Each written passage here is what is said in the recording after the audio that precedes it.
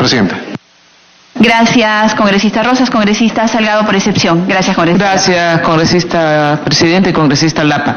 En esa misma línea, yo puse como ejemplo en la sesión pasada que usted no estuvo, el hecho, por ejemplo, yo he hecho campañas nacionales, cuando los congresistas teníamos que recabar el voto a nivel nacional.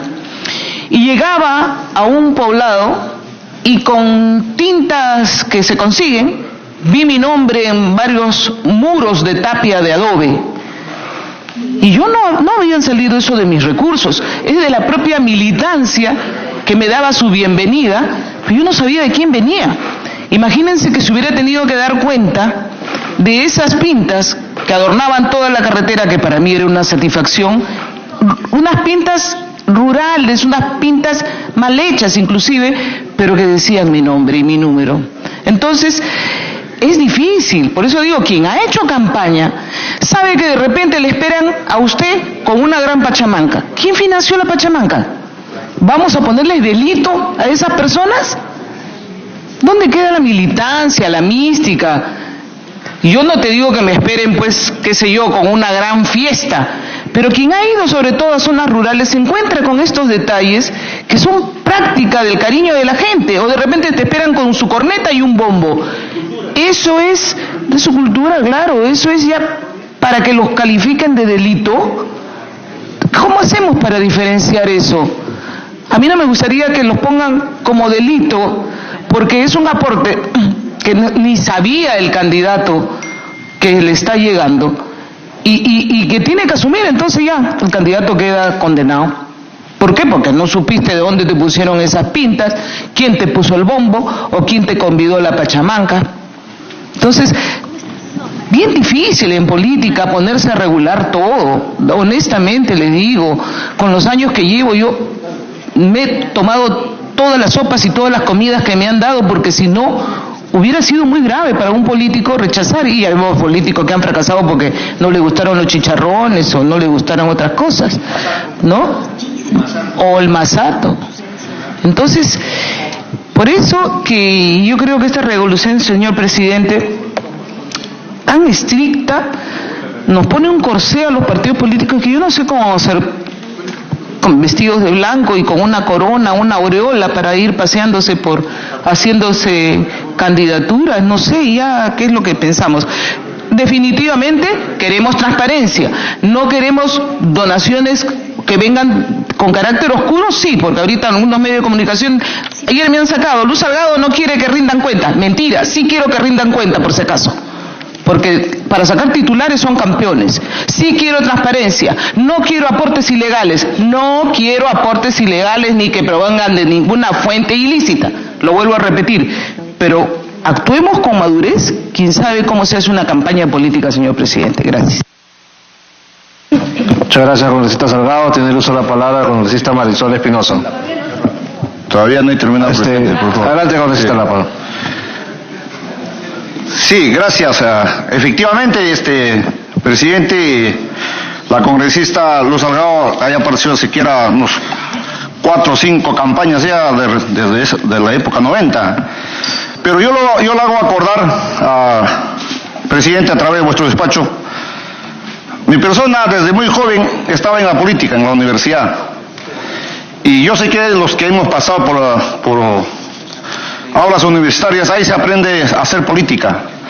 En el año 85, 86, antes se pintaba, presidente, nosotros pintábamos en Ica, en Ayacucho, en Huancavelica.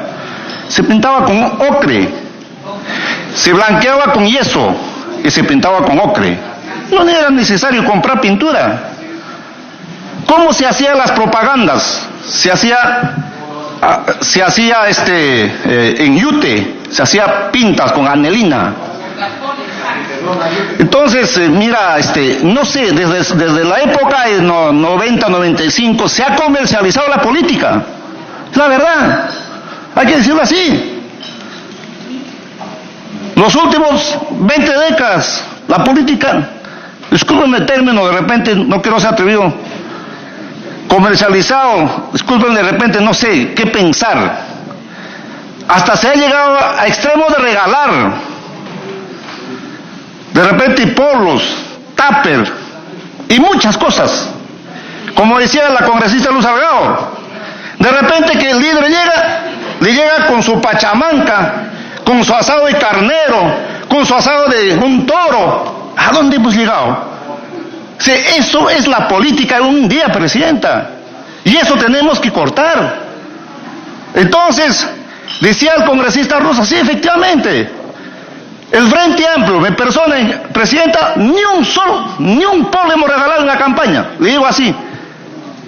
Hemos caminado pueblo por pueblo y comunidad, conversando con la gente. Y así se hace la campaña. Entonces, la posición que tenemos no es que es incoherencia, tenemos que legislar para todo nuestro país. De repente acá en Lima pues se hace una política distinta, ¿no? Café, chocolate, cócteles, etcétera, ahí recabas 1 millón, 2 millones, no sé. Pero en mi región no se hace eso, no se hace eso. En mi región se hace una campaña austera. Sí, pues hay candidatos que regalan también, con camionetas, 5 camionetas, camiones llevando polos, gorras, etcétera. Hasta laptop, impresoras, regalan. Eso se ha visto. Eso queremos cortar. Si queremos mejorar la legislación en esta reforma política, hay que mejorar, pues.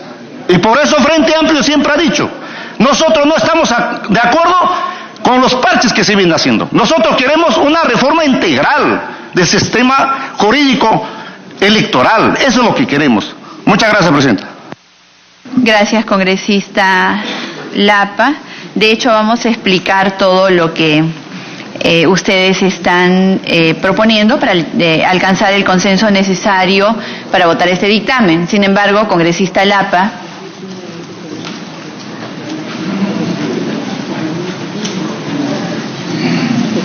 si me presta atención, por favor. Sin embargo, le decía al congresista Lapa, sería bueno que usted revise la legislación electoral. Todas las conductas que usted acaba de mencionar, absolutamente todas, están prohibidas. Incluso son causales de exclusión electoral, de multa, desde el proceso anterior y en este periodo electoral parlamentario del cual usted es parte. Esta Comisión de Constitución ha agravado bastante las sanciones para todas las conductas que usted acaba de describir. Lo que estamos regulando el día de hoy es cuáles de estas conductas que ya están prohibidas las elevamos a rango de persecución penal, que como usted como abogado sabe, requieren determinados requisitos: lesividad, materialidad y un sinnúmero de condiciones que se hacen exigibles para perseguir el delito. De lo contrario, nuestro sistema colapsaría. Si vamos a perseguir penalmente a alguien porque da un sol, porque da 2 soles, entonces el debate sería interminable, la carga procesal también sería interminable, y creo que estamos aquí para hacer bien las cosas, ¿sí? Congresista Espinosa, tiene usted la palabra. Muchas gracias, presidenta. Presidenta, durante el debate de este proyecto habíamos hecho referencia al artículo 359A. Durante el proyecto señalamos de que se estaban responsabilizando a las personas que van a recibir los aportes de campaña, y para esto hay que saber a ciencia cierta qué persona está aportando o qué persona está sentenciada. Por eso la propuesta de Alianza para el Progreso era que si hasta hace poco había problemas con el famoso Goro, para que todos en el Ministerio de Justicia, todos en el INPE, todos en el Ministerio Público y todos en el Poder Judicial se enteren que tenía una sentencia de 25 años, habría que plantear, y esta es nuestra propuesta, una ventanilla única donde se pueda verificar si el aportante está con sentencia consentida o ejecutoriada o con mandato de prisión preventiva vigente, incluso con sentencia de primera instancia. No olvidemos que esta es una de las propuestas del Ejecutivo, la sentencia en primera instancia.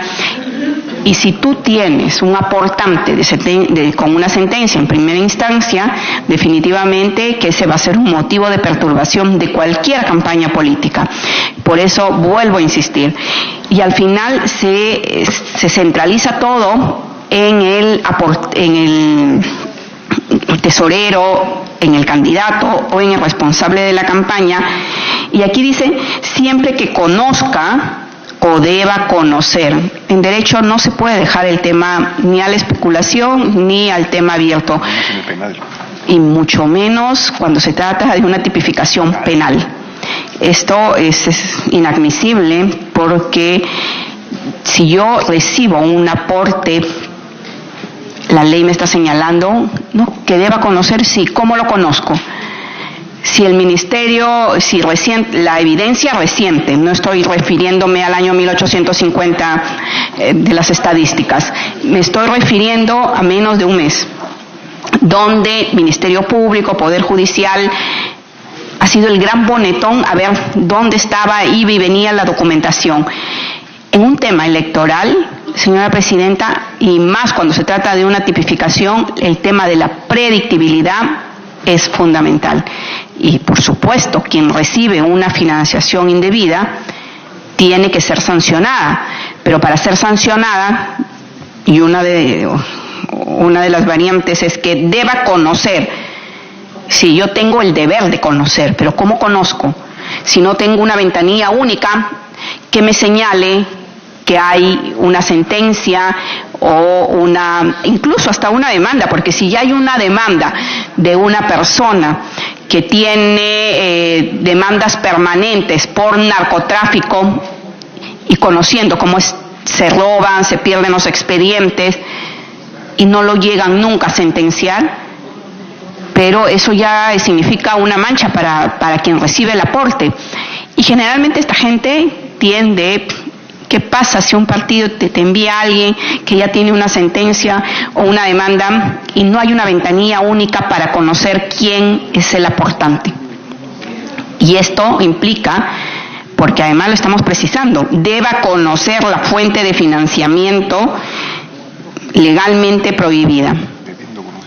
Entonces, para conocer, y vuelvo a insistir, nuestra propuesta es que se busque un mecanismo para que los partidos políticos puedan tener acceso mediante una aplicación, ahora que están tan sencillas armar las aplicaciones, de ventanilla única, donde se pueda verificar si el aportante está con sentencia consentida o ejecutoriada o con mandato de prisión preventiva vigente. Es la única manera de garantizar, señora Presidenta, que no ingresen aportes de fuente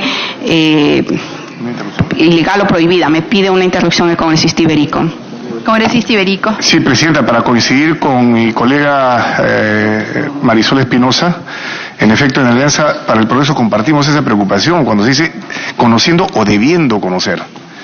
Debiendo conocer es un término muy amplio y deja lugar a la especulación y a una interpretación subjetiva de parte de la autoridad para decir, tú debías conocer. ¿Cómo debía conocer? Si se va a poner debiendo conocer, ¿a través de qué medios? Eso tendría que establecerse con meridiana claridad. Deberías conocer porque la ventanilla única estaba ahí. No, bueno, es una cosa. Pero acá un debiendo conocer así, vacío, vago, puede lugar, y hemos tenido nosotros la experiencia ya, Presidenta, a interpretaciones extremas, subjetivas, que terminan con candidaturas, no solamente eso, sino con responsabilidades penales. Y el derecho penal tiene que ser muy explícito para que te condenen, porque es una garantía de la libertad de las personas. Gracias, Presidenta, gracias, colega Marisol. Gracias, congresista Iberico. Congresista Espinosa. Gracias, Presidenta. Y además, dice, lo cual nos parece injusto que se condene a alguien que recibió de buena fe un aporte creyendo que el aportante no estaba inmerso en proceso judicial alguno.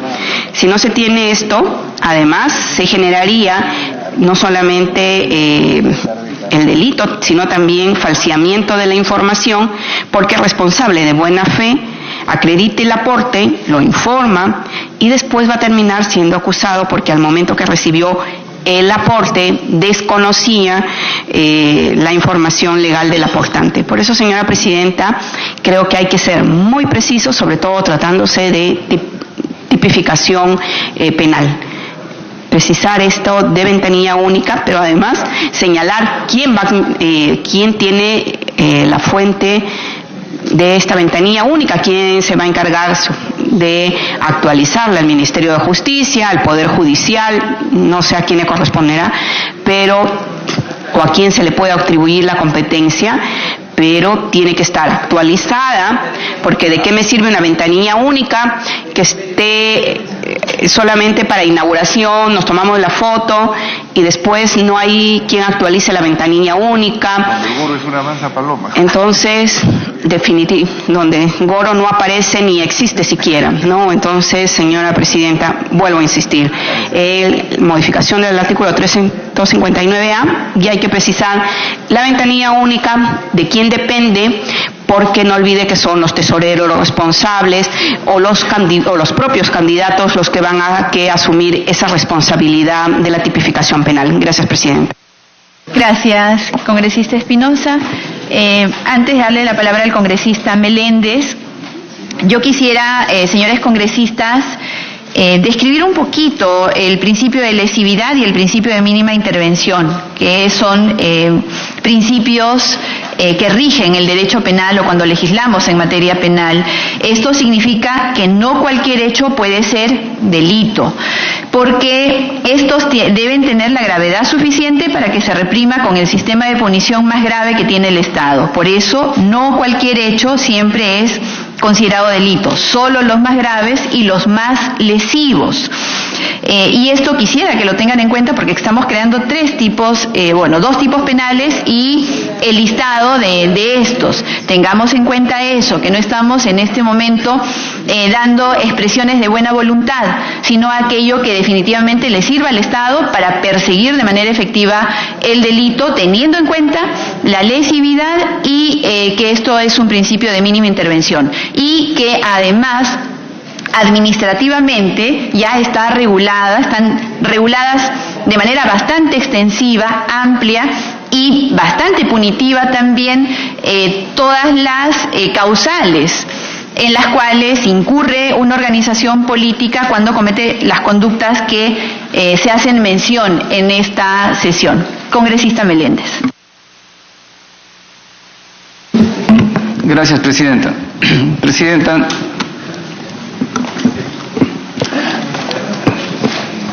nosotros, Presidenta, consideramos que es importante que los términos que ha señalado el Poder Ejecutivo en su proyecto, que es la palabra solicita y acepta, sí debería estar, Presidenta. Porque lo que ocurre es que normalmente los candidatos, Presidenta, siempre solicitan recursos para financiar sus campañas.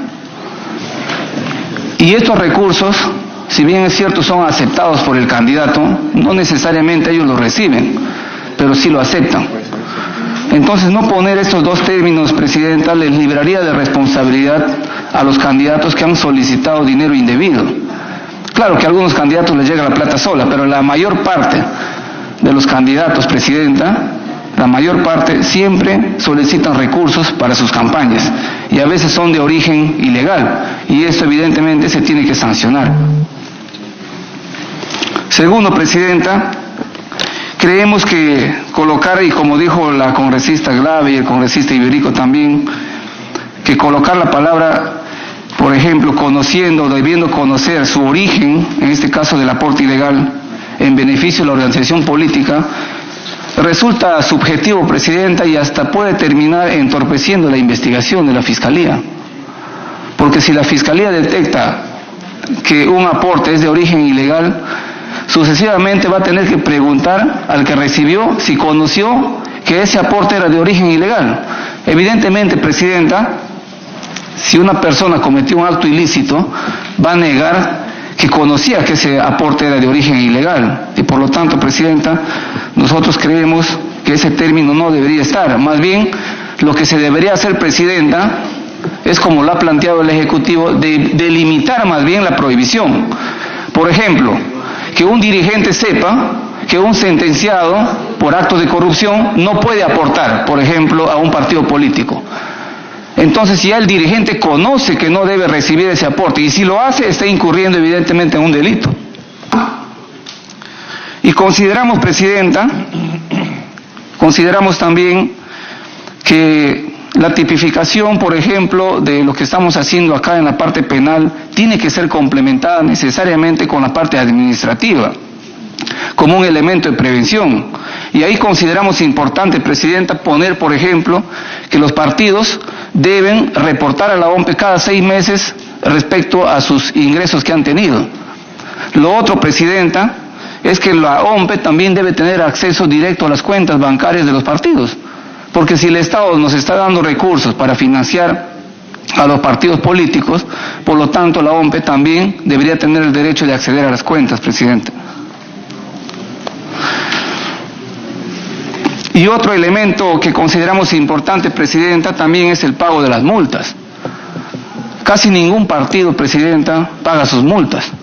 Y en esta oportunidad consideramos, Presidenta, que por lo menos debe ser sujeto a una cancelación o suspensión un partido político que incumple con el pago de sus multas. Porque si no, no tendría ningún efecto disuasivo para que los partidos sigan cometiendo una serie de infracciones, Presidenta. Gracias. Gracias, congresista Meléndez. Congresista Salgado. Gracias, Presidenta. Hay varias fórmulas que van saliendo en el camino, pero lo perfecto no nos va a llevar ahora a poder hacer las modificaciones principales que debemos llevar para este pleno que se nos avecina, señora Presidenta. Entiendo la preocupación de la congresista Marisa Glave y ahora también del congresista Meléndez con respecto a la entrega de información después de una campaña y en el ejercicio mismo. Pero eso lo podemos regular después. Hacer el articulado correspondiente para que las organizaciones políticas puedan rendir cuenta en la campaña y durante su ejercicio económico del año, porque actualmente solamente es la presentación después de los primeros 6 meses del ejercicio económico de cada partido político. Entonces podríamos modificar la norma, otra norma, pero vamos acabando primero con esta primera parte, que es la penalización. O sea, no estoy en desacuerdo, pero para dejarlo para otro momento, señora Presidenta. Con respecto también a la palabra debiendo conocer su origen, a mí también, sin ser abogada, me parece muy etéreo, porque quien conoce su origen, cómo se conoce el origen, es bien peligroso. Propondría, señora Presidenta, un articulado en el que diga, en el que de manera directa o indirecta entrega o recibe aportes, donaciones, contribuciones o cualquier otro tipo de beneficios provenientes de fuentes de financiamiento legalmente prohibida, conocida de manera oficial por ventanilla única. Porque ya hemos dado la ley de la ventanilla única. Se tienen que poner también al día, pues. O si no, ponerla solamente conocida de manera oficial. Punto. Me pide una interrupción la congresista Marisol, si podemos mejorar la redacción. Congresista Espinosa. Sí, precisamente, muchas gracias, congresista Salgado, para agregar a la redacción, conocida la ventanilla única, pero uno de los mayores problemas que tenemos en la legislación es que tenemos la buena intención de regular, pero lo dejamos ahí. Hay que determinar a quién le corresponde la competencia de la ventanilla única, porque si no vamos a estar en la misma situación. Deba conocer. Entonces, hay una ventanilla única. ¿Quién la implementa? ¿Quién la mantiene? La OMPE, jurado, Ministerio de Justicia. Alguien tiene que mantener esta fuente de datos porque es importantísimo. Porque a partir de esta información que yo verifique, voy a evitar y voy a poner la traba, el alto, para que narcotraficantes, gente por delitos de corrupción, gente que tiene problemas con minería ilegal, con cualquier ilícito, pueda ingresar con su aporte a la política. Pero también que esté debidamente actualizada. Continúo, Presidenta. Me dicen ya, y ya la hemos consultado, sino que no estaban integrados todos los datos. El Jurado Nacional de Elecciones administra la ventanilla única.